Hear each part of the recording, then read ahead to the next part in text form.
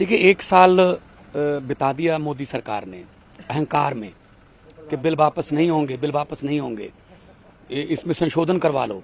और हम लोग यही बोलते रहे पूरा एक साल कि मौत का जो वारंट होता है उसमें संशोधन नहीं होते, वो तो सिर्फ वापस लिया जा सकता है, तभी जान बचेगी।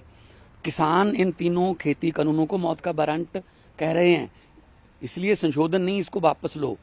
वापस तो ले लिए, आज बिल आ जाएगा संसद में, लेकिन इस समय के दौरान 750 के लगभग किसानों की जान जा चुकी है। उसके लिए कौन जिम्मेदार है? संसद में उन 750 किसानों को श्रद्धांजलि देनी चाहिए, उनके परिवारों को उचित मुआवजा मिलना चाहिए, एमएसपी कानून की गारंटी का बिल भी आना चाहिए।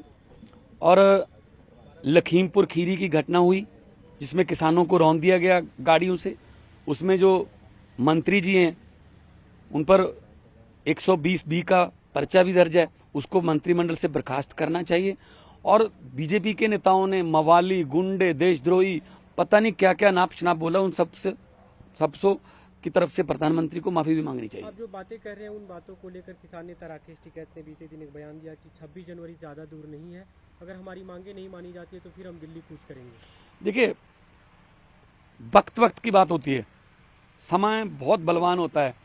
एक समय था जब प्रधानमंत्री जी कोई बयान देते थे, लोग उसको फैसला मान लेते थे। 2014, 15, 16 प्रधानमंत्री मोदी जी के बयान को फैसला मान लेते थे, आज उनके फैसले को बयान भी नहीं मानते।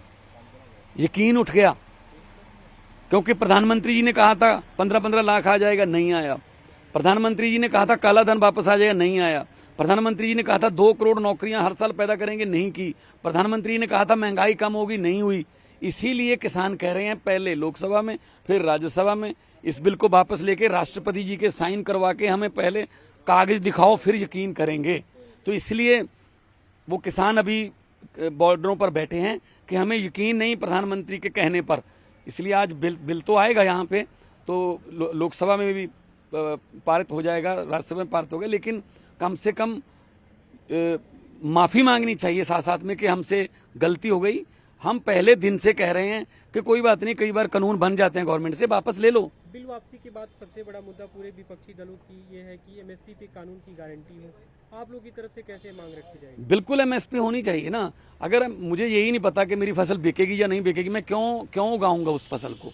तो धान और गेहूं पर एमएसपी मिलती है पंजाब हरियाणा में, ठीक है ना, तो वही फसल उगाते हैं वो। हम मक्का भी उगा सकते हैं, पंजाब की धरती इतनी फर्टाइल है, उपजाऊ है। हम बाजरा बीज सकते हैं, हम सूरजमुखी उगा सकते हैं, सब्जियां उगा सकते हैं, दालें उगा सकते हैं, लेकिन बेचेंगे कहाँ उनको? तो एमएसपी गारंटी होनी चाहिए। इन मुद्दों को लेकर विपक्ष एकजुट दिख रहा है, लेकिन कांग्रेस ने आज विपक्षी दलों की मीटिंग बुलाई, आम आदमी पार्टी उसमें शामिल नहीं हो रही है। नहीं, हम तो स्पीकर साहब से टाइम लेके हम तो सीधा सरकार से बात करेंगे कि हमें गारंटी दो और श्रद्धांजलि दो उन किसानों को, और पर्चे जो दर्ज हुए हैं अलग अलग स्टेटों में किसानों पर, उनको वापस लो।